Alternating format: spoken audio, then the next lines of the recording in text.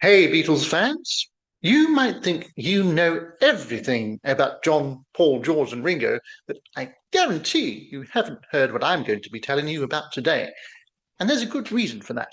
Okay, let's get started on our 5 unknown Beatles facts. Fact number 1.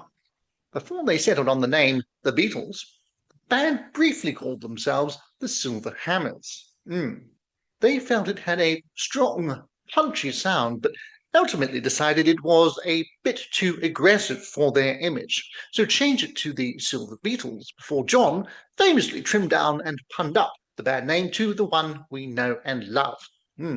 Paul, of course, would later reference this name in his song Maxwell's Silver Hammer, from the Abbey Road album, of course. And speaking of Abbey Road, fact number 2.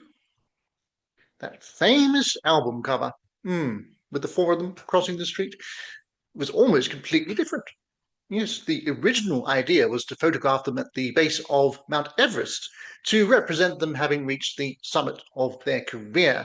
But after realizing how cold and expensive that would be, they just walked outside the studio and took the iconic photo in about 10 minutes. Talk about a last-minute change of plans. Now, fact number 3. We all know that Ringo Starr is a fantastic drummer, but did you know he is also an avid beekeeper? Yes.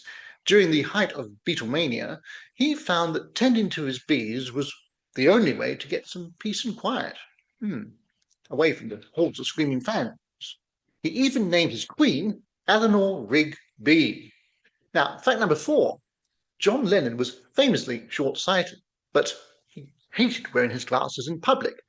So to get around this, to navigate, he developed an incredible sense of echolocation, just like a bat. He would make tiny and audible clicking sounds with his tongue and could map out a room based on the echoes alone. That's how he always seemed to know exactly where the camera was.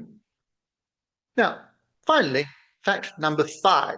Staying with John, did you know that Strawberry Fields Forever isn't about a real place? No, Strawberry Fields was actually the name of John's imaginary friend, a 6-foot-tall strawberry who gave him advice on songwriting. Yes, the song is a tribute to their long, fruity, and fruitful relationship. So, were we right? Had you heard any of these facts before?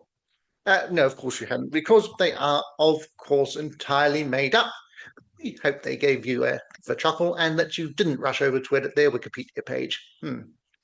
All right, do subscribe for more silliness and some serious stuff as well. Thanks for watching, and goodbye from JSB and Sloppy Al. Or is that AI? Hard to tell. Bye for now. Not for long.